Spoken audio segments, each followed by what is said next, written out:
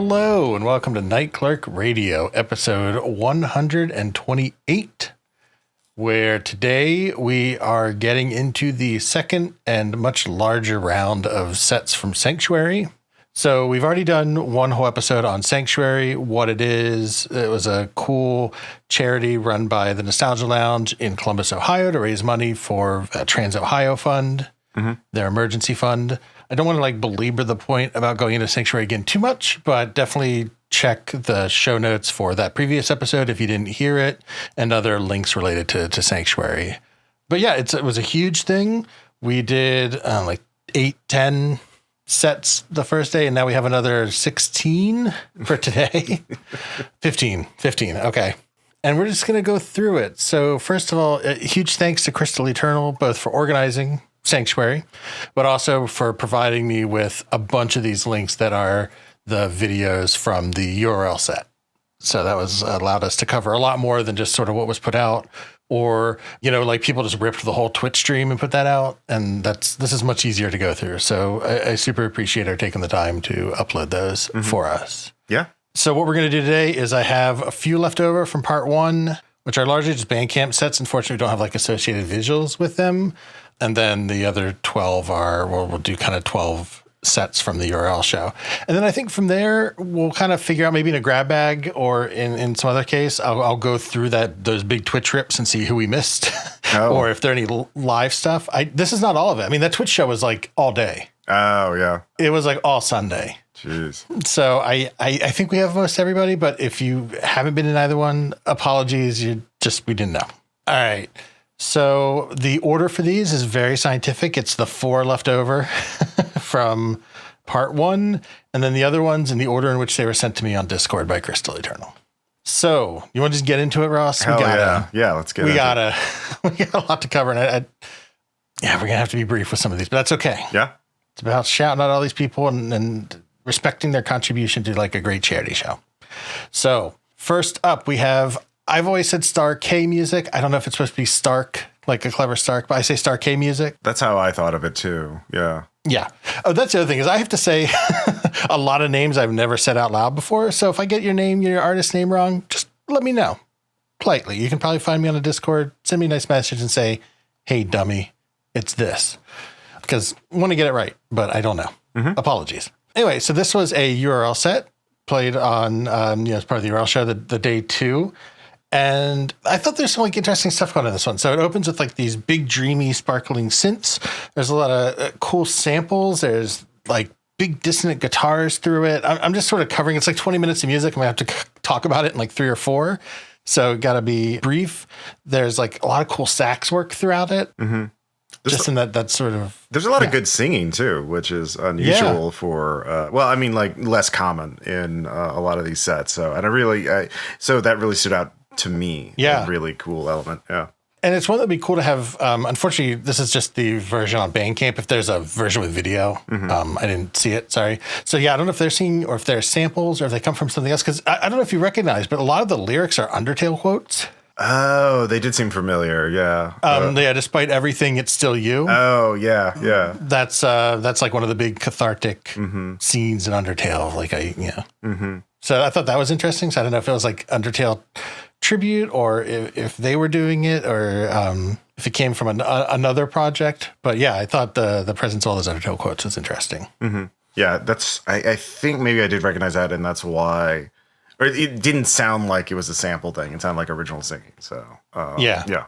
And then there's some other cool samples. There's mall announcements, adverts and stuff. Oh, yeah. And a really great driving outro. It's one of those ones that I like because it covered, it is kind of this mall soft, hypnagogic Vaporwave, but I think it did a good job blending kind of a range of styles, which is also what I really like in these sets, where they go through a lot of... Yeah, there are a lot of genres covered in these sets, a lot of stuff we don't typically cover on Night Clerk Radio, so yeah. Totally. Both in one set can have a bunch of different stuff. I'd say the biggest difference is we do not do a lot of EDM, So those are the sets that I like and they're fun to listen to, but I also I'm I don't have as much to say about this because I don't know shit about this genre. Yeah. So yeah.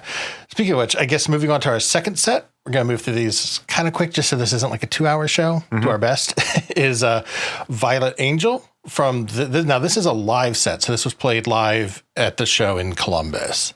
And you can tell the live sets because they tend to be longer. I think artists had like 40 minutes for a live set and maybe 20 for a URL set because there's so many people they wanted to get into the URL set.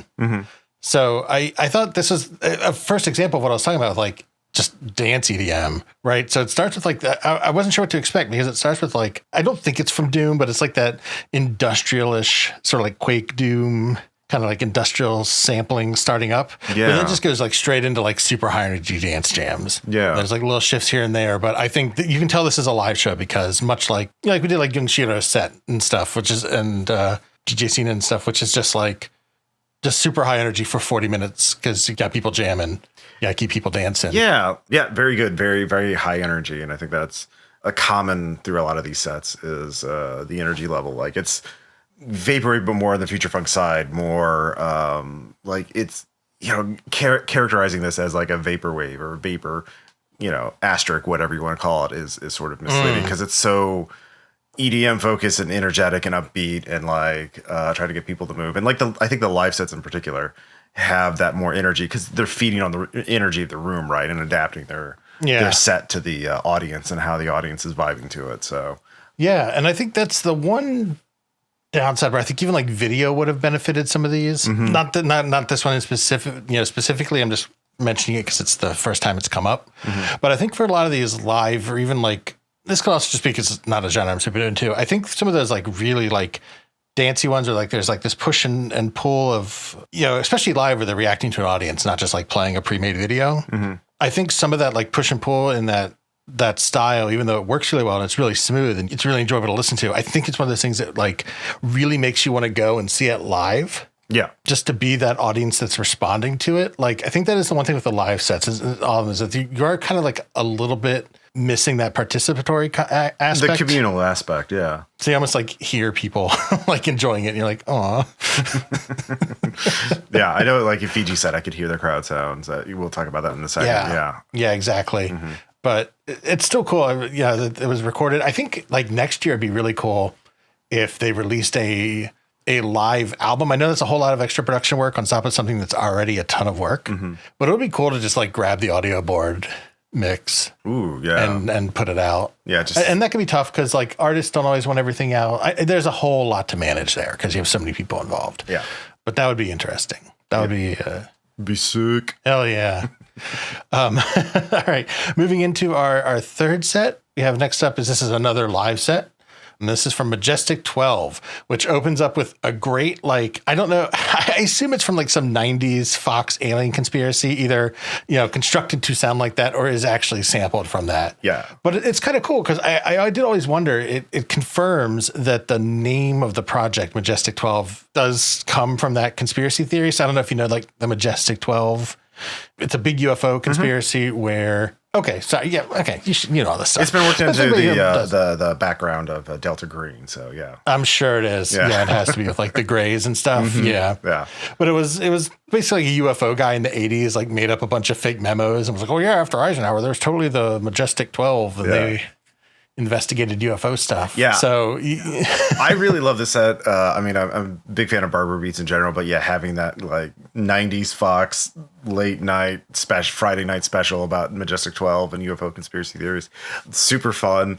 I love a good sample source, like a good sample that's really offbeat and just unexpected. And yeah, it's a really fun set too. Like there's a couple, looking at the track list, there's like some from artists we've talked about before, like Macro Blank and Darkness. And it's a really good set. And to be fair, I don't even know if this is like from a Fox thing or like there's a couple of video games from the 90s that like really like this could be from like Area 51, the shooter, or like Deus Ex, the video game or something like that. Like maybe. Yeah.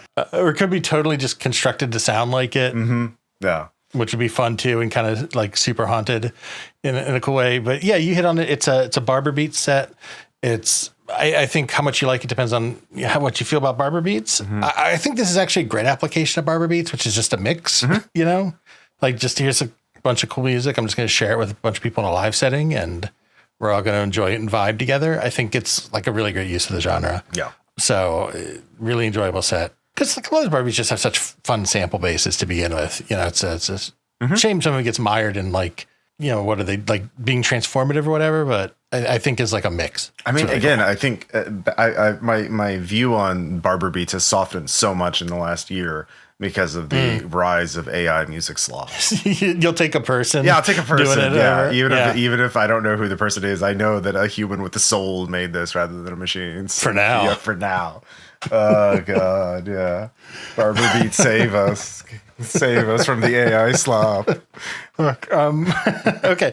So the last of our live sets we have, that's true. Yep, I had to double check, is from Fiji, who this one is actually really interestingly stood out because it's like recorded from the crowd's perspective. It's not somebody uploading their mix after the fact or recording it from a soundboard or however some of the other ones were put together.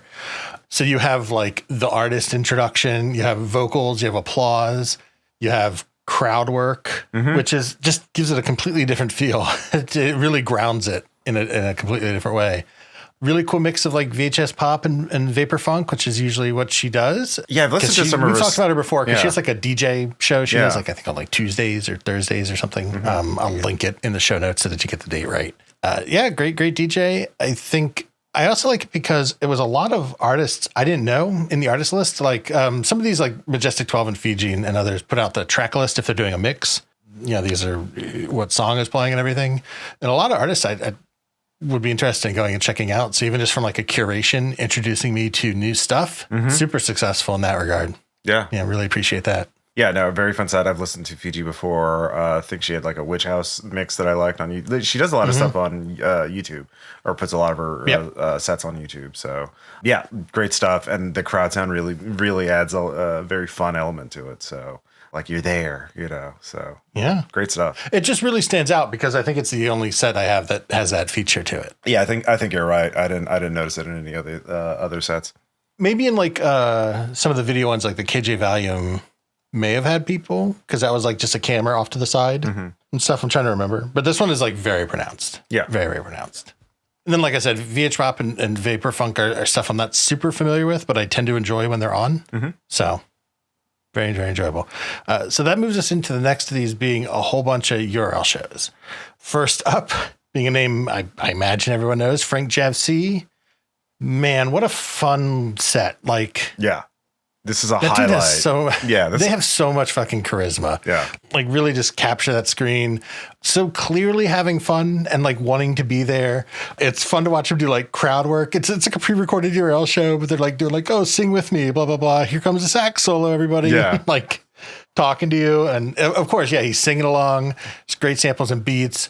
I feel like every Frank Javc show, he's playing saxophone more and more, getting, I don't know if get more comfortable with that or having more fun with that. Also really good visuals for the green screen, like original graphics that are like plays or satires of like the Pringles logo, but it's, Frank JVC or very 80s and 90s and like the DVD logo, but it's, it's just, there's so much fun, a sense of joy and fun in this one. Like it was, it stood out to me among all the sets because he really enthusiastic. He's really getting into it. And it's really fun music too. Yeah. Like if you're kind of want to go to the YouTube and re-listen to some of his stuff on there, of course his tutorial on how to do Vaporwave music is a classic. Yeah. And I'm so glad he's still out there cranking out hits or cranking out bangers, I guess I should say. Yeah.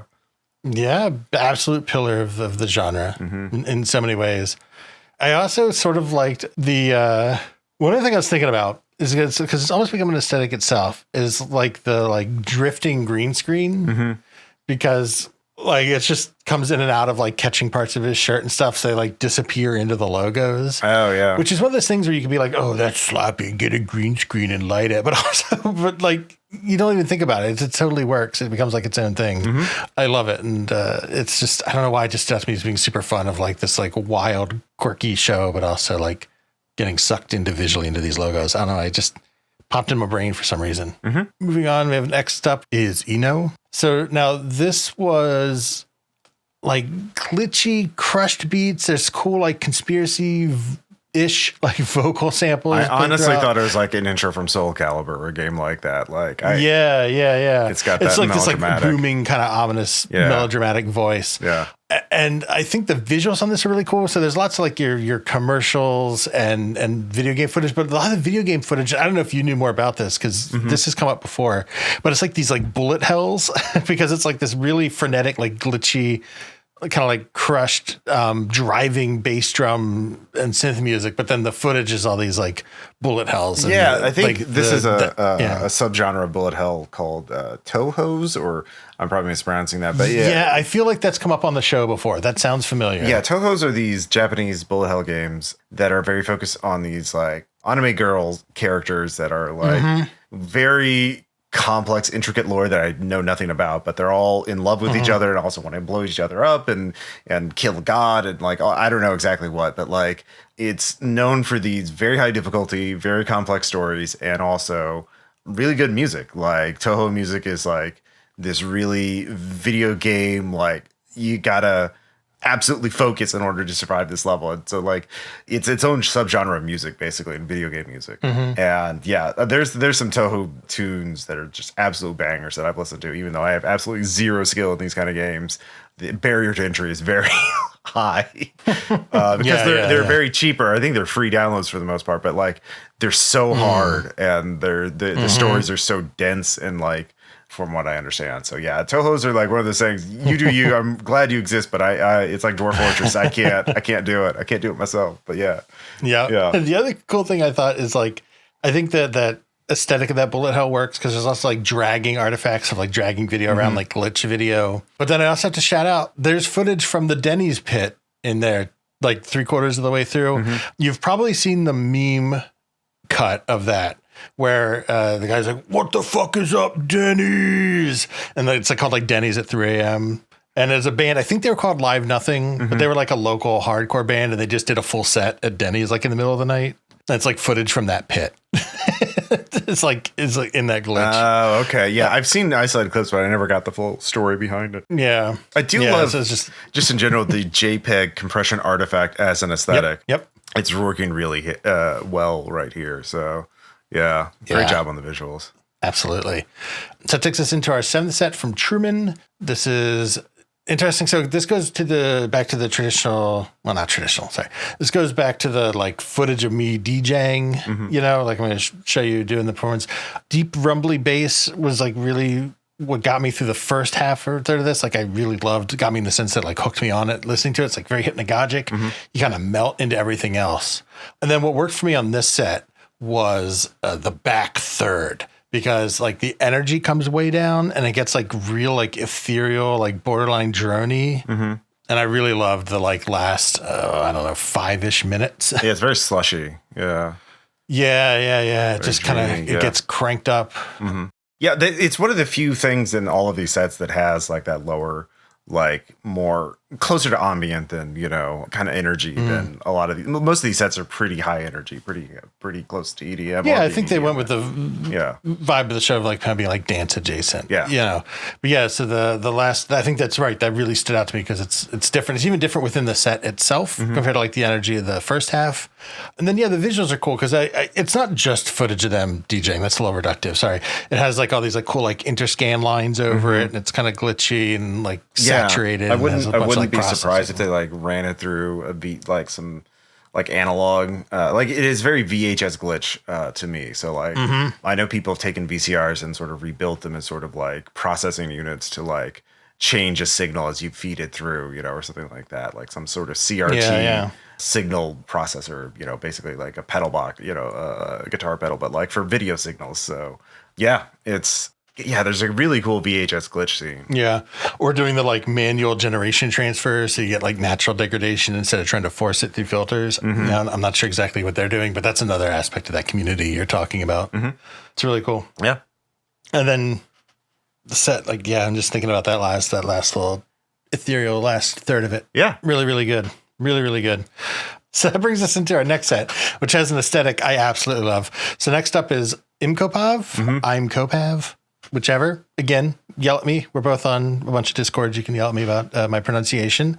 Which, first of all, the aesthetic of this is like just footage of them playing. You know, they're doing their set. It's like this like gothic art. I don't know if there's like a better name for the style, but there's like Geigerish kind of woman. Yeah, women on the side. biomechanical pixel art. Biomechanical. Yeah. Like occulty. There's like a guy holding a book, and the book is, green screened out, and there's like a frame that's green screened out, and there's 3 different camera footage angles of them DJing, doing the set.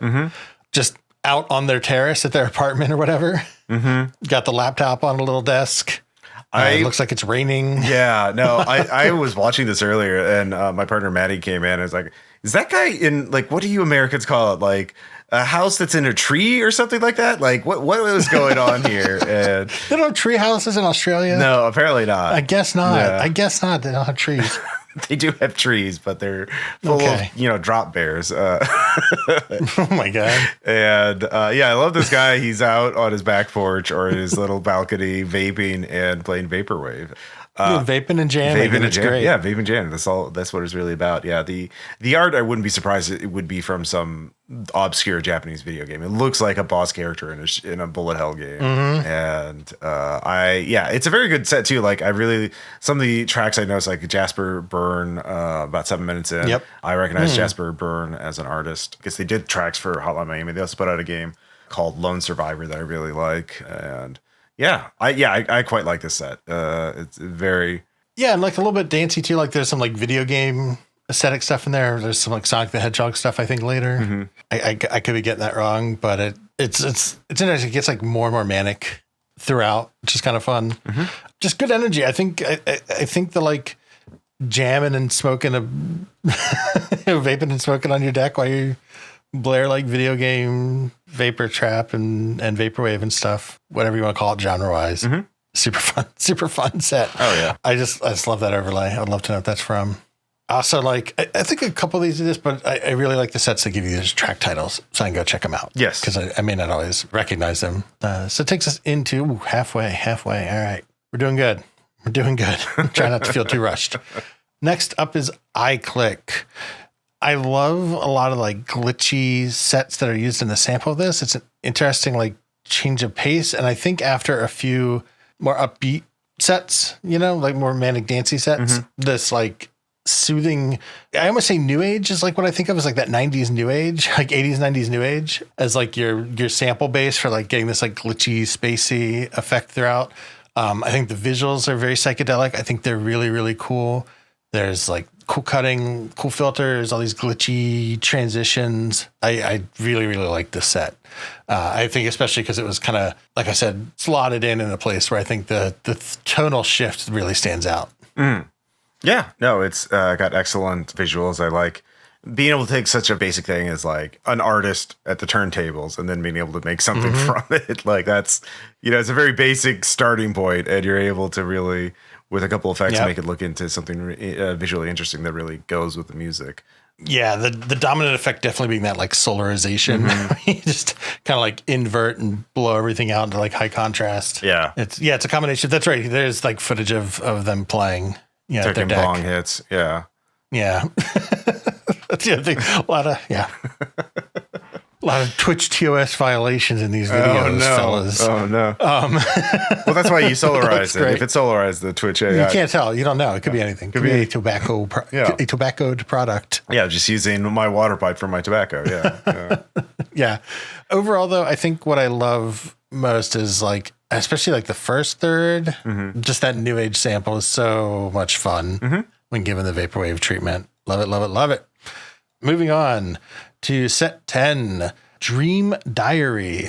And I like this one because like I call this genre in my head, I call it Dreamcast breaks. That's such a good name like for it. Yeah. Like that PlayStation, Dreamcast, even if that's not the influence, like if they just start into that genre to begin with, that's my personal exposure to it through like racing games like Gran Turismo and all that type of stuff. Like I know on YouTube, these mixes are often called like intelligent drum and bass. Oh, I've heard that term. Yeah. So, IDM. Yeah. IDB, I guess. Because Okay. Yeah. So, IDM, IDB. Yeah. There's like a whole genre of YouTube mixes that will like take video footage from like old Counter-Strike and just like showing a Counter-Strike level and then putting intelligent D&B/jungle on it. Like it sounds exactly like this. Yeah. It's good shit. Yeah. Yep. Some other tracks stood out to me in this set where like either through the middle and then the last track or two, I don't remember the exact division of when the tracks are because you just kind of have the full 25-minute set. There's like great bass in the last few tracks. I really like when, as much as I love that Dreamcast break stuff too, I love contrast in my sets. So I loved kind of the like glitchy, airy sets where that went away for a bit. It just really stands out and it really produces a very cool effect. And again, this one also had pretty cool visuals. Yeah, we had the logo sort of like animated. Yeah, the logo. And like it's, again, that like visualizer effect where it looks like it'd be on like your MP3 player.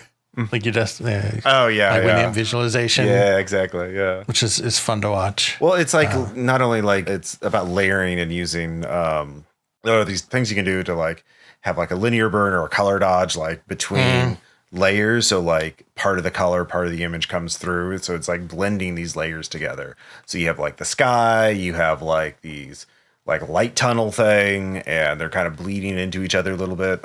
So yeah, like it's a very fun thing and creates some very really interesting images when you can sort of like blend multiple layers together like this. Just looks really cool. Yeah. Looks great. And yep, Dreamcast breaks. Yeah. Recommend me some Dreamcast breaks. Hell yeah. Next up in set 11 is Celadon Dream Suite. Now, this is one we're going to cover briefly. I want to shut them out because I like them. I like their music. I like the visuals. And anybody who contributes to these sort of charity shows totally deserves to get mentioned. But in some sense, we've already talked about this. Yep. So all of the music and a lot of the visuals, I think maybe all the visuals, but I don't want to, I'm pretty sure it's most of them. We just did this album. So this is from Sinuit Glamour, which we just did for our new music. Those Glamorous Nights, yeah. Yeah, Those Glamorous Nights. It's a great album. Yeah, spoiler alert, great it's still good. Album. It's still good. It's still a banger. It's cool to see all the music videos stitched together and hear those again in a set. But I don't have a whole lot to add because I just did like 15 minutes. Yeah, we just did it. Yeah, episode. It's still good. Go, yeah. So, sorry, it's still good. Go check it out. Go check out this set and then go check out that album. This is great. And go check out the episode talking about it where you'll find the link to the album. But yeah, cool. Super cool that they contributed to this set. It's great. Yeah. I don't have anything else to say. Just repeating myself. Okay, coming up in set 12 is Sevig. Man, just comes out with like this grimy bass and hats. Yeah. Just hit the ground running. Tons of like melodic influences, transitions into smoother synths. A lot of movie clips in the visuals. Well, it's also like, the opening looks like a home video of a vacation to Eastern Europe or something, then followed by the nightclub. Like it's got the opening track reminds you of like 90s techno, like you would get this in like a movie or a compilation CD, about the hottest Euro techno that you could get. So yeah, it's the kind of house music I would listen to. And back in the day. Yeah. But like this is so much more like the kind of stuff you'd see in a club. Like this is definitely like the kind of visuals and music you get in like a nightclub, and it's great. Like we have like green screen movie footage or like literally green versions of the Matrix scenes of the Matrix set in time to the music. It's fucking so fun. And I have to give them a big shout out because, there's movie clips. I'm like, okay, yeah, Office Space, They Live, The Matrix, Simpsons, Dazed and Confused. These are all great. But the one I did not expect to see, but was very happy to see, is there's the end car chase from Cobra. The 80s Stallone classic. One of my favorite shitty action movies from that era. Because Sylvester Stallone, like a lot of people say, he's like this huge star, right? Like Rocky, Rambo, and Judge Dredd, Demolition Man, and The Expendables, all these huge movies. But he has had long streaks, I think like anybody in his career, where he was just kind of doing dog shit. And so like Cannon was... Cobra was a Canon film, and like the famous Canon producers of schlock in the 80s. And this led into like Tango and Cash, which was okay. And like Stop or My Mom Will Shoot and Oscar and all that kind of like late 80s, early 90s kind of disaster before. I guess like Demolition Man was almost the revival there. Yeah. Was Cliffhanger a success? Yeah. Yeah. So then he had that great run of, I like Judge Dredd, that 95 Judge Dredd. But yeah, you had like Demolition Man, Cliffhanger, Judge Dredd, There's a little slow in the 80s there between, you do your Rocky sequels to pay for all your mansions. Yeah, no shit. But some of the other stuff was a little, but Cobra's a great, it's like in that, I don't know. This is not an episode about Cobra. Yeah. But it was fun to see in the set. Yeah. No, I apologize. I appreciate that. Yeah. depth and breadth of the samples used, the visual samples is a good taste. Yeah. Some of these sets are so enhanced by the visuals, and it's quite fun. So speaking of a set that really worked for the visuals for me is the next one, set 13 with Zico. Now, I don't know a lot of the anime samples in the track. I'm just 20 years out of date on my anime. But what I loved about this visuals is that it's a classic, like top down of them working vinyl, like DJing off vinyl, which I think it's the only set I remember seeing that in. Yeah. It's cool to watch them like prep the needle and get everything ready. And to see the technique. Yeah. Yeah. The technique and the little anime plushies he has. And so this is what I think the source of the anime sample at the beginning is from. Those are the characters from Urasai Yatsura, which is a classic manga and anime series that was like one of the first anime series to hit America and become a big hit in America. It's about this, alien space princess who comes to Earth and falls in love with a guy. And the guy, of course, has a human lady that he's in love with. So it's a classic, like, oh, who's he going to go with? The sexy alien lady or the sexy human lady? And like, romantic comedic hijinks. And so I think that's what the sample's from. Okay. Yeah. That makes sense. Thank you. But I think it does set up that, this is just a great set of like funk, disco, city pop, just having fun with it. I joke that at the end, when you don't need the one deck anymore, you put the little plushies on it so they can spin around with the music and taking the girls for a ride. Yeah. But I think the most striking thing to this outside of the cool set is like just watching them work the vinyls. Yeah. And it reminded me that there's, I don't remember the name of it, but there's like a YouTube channel of a guy who does that of like, it's just like kind of 3/4 down on his turntables. He's got like a stacks of vinyls and a bunch of like fake plants all around. And it's kind of like warmly lit. And it's just like, it's like a 1 hour It's kind live. of a genre now on YouTube. Like I get recommended a ton of different channels that do the top down DJ set. Like it's in different genres. Okay. Because these are called like, just like, 60 minutes of Japanese jazz or something. I mean, it's like that. Different genres of music, but like, it's just classic turntablism. Well, not even turntablism, it's just DJing because they seldom like go, quality kid levels of like crazy turntable techniques. It's just like, I'm going to spin a lot of really cool records and hang out with you for an hour. It's like often in a coffee shop or in a garden or like, in a nice room with a lot of plants and natural light, it's just kind of like after morning, early afternoon jazz, that kind of vibe. So, yeah. Yeah, absolutely. Okay. So that brings us into a big one for the 14th set. This is Wave Squad. Now, Wave Squad I mentioned briefly, I think, in the first Sanctuary, but just take a second to talk about them. And Wave Squad is really one of those artist collectives, I think. Oh, it's a collective. If I can figure out how to frame it. Yes. Okay. Yeah. It's primarily 4 people, as far as I know. And then, like, there's a whole bunch of, like, peripherally involved people because it's about being inclusive and supporting the community as a whole. But, so it's an artist collective. If I can figure out how to like frame an episode on them, I would love to do like a full episode. I think the best source of information is Solo Dolo 84 was on Hot Takes like 2 or 3 weeks ago, maybe longer at this point. And he talked about it a bunch. And overall, it's just a really great episode because he's like a super knowledgeable guy about like the history of like funk and disco and how that led into like 80s hip hop and 90s hip hop and R&B and tracing all this like back through like the roots of like Black American music and where that comes from. Oh, shit. And like really, really super interesting listen. But Wave Squad itself, of course, Solo 84, I just mentioned Crispy Doodles, Carte Blanche, who we've covered in like compilations and stuff, but I haven't had a chance to like a full album of theirs yet. And then Dub Prophet. And they have primarily a focus on doing visuals. So each of them are like super active on YouTube in terms of doing like music videos for other people's tracks or like their own personal visual mixes.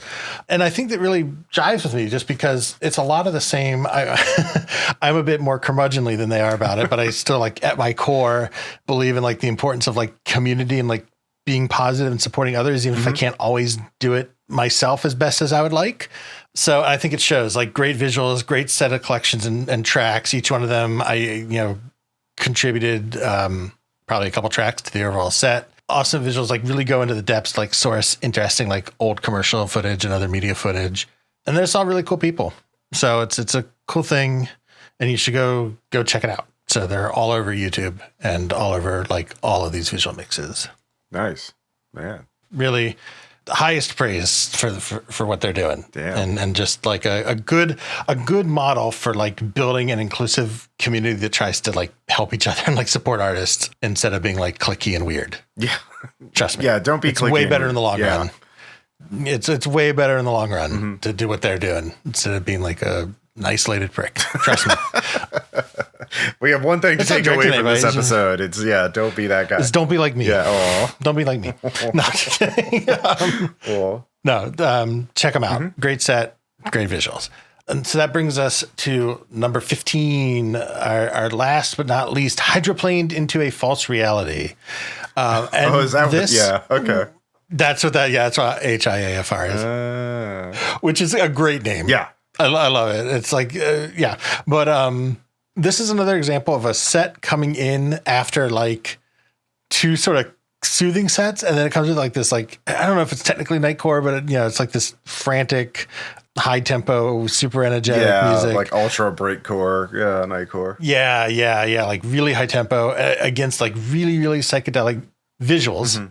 And then like it just that coming off of like this chill Wave Squad Vaporwave video set into this like intense, frantic, psychedelic set really, really made it pop. Also some really fun track titles. I think one was like If I Sample the Hot Takes podcast, where they finally have me on. Yeah, I saw that. Yeah.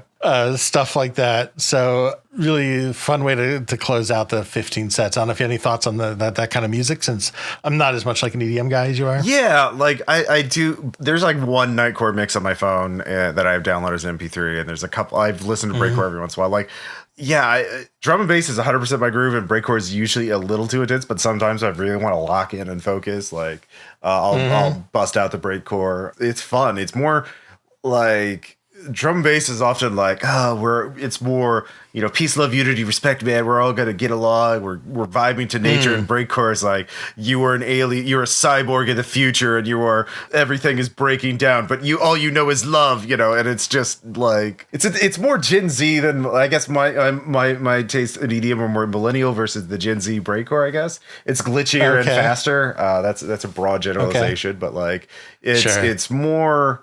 There's a lot more like things are breaking down. It's more dissonant. It's more glitchy. It's more chaotic. Like drum and bass, there's more structure, I think. Yeah. I'm sorry. I'm losing it over here because I'm so fucking funny to me. This is totally off topic, but it's a nice closing thing. It's so funny to you, like, I have that if I want to focus and lock in. Whereas music that's like that energetic and that frantic and high tempo just makes me feel like I'm having a panic attack. And I need my slush wave to like focus and lock in. And it's so fucking funny because I was thinking about like, I will down in a day, like not all the time, but some days, I'll pull like 400 to 600 milligrams of caffeine in a day. Oh, wow. Right. Yeah. Just by drinking tons of coffee or Alva Monster if I'm feeling really wild.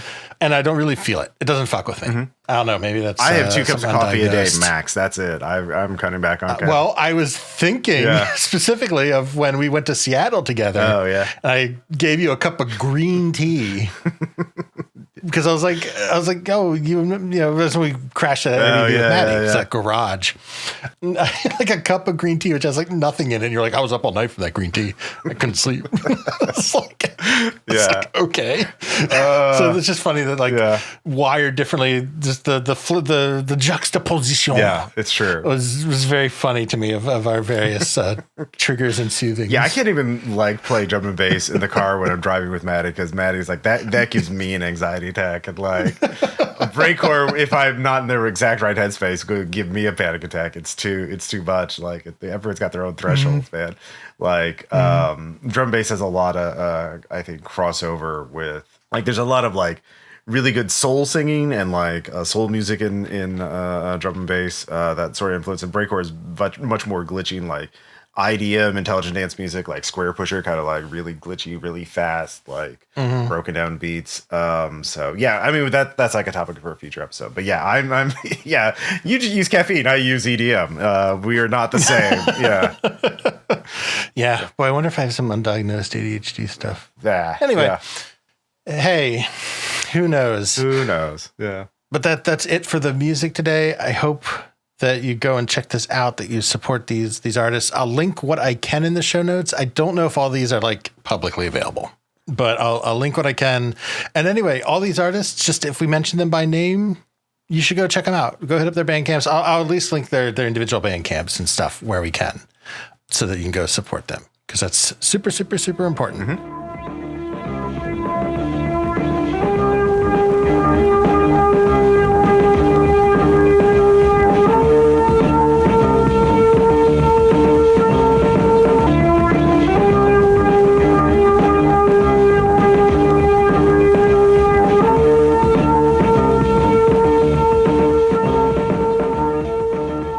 Thank you so much for listening. As I just said in that little sign off, I hope we inspired you to go support Sanctuary, go check out these artists, and just in general, get involved in your communities, support the marginalized members of them, and do what you can. Next episode, we're going to be back to new music. And that's kind of a harsh transition from a bit of a serious message into listen to our goofy content. But we're going to pick out a couple albums and talk about them. If you like what we do, we have a whole bunch more of it on our Patreon, Night Clerk Radio at patreon.com.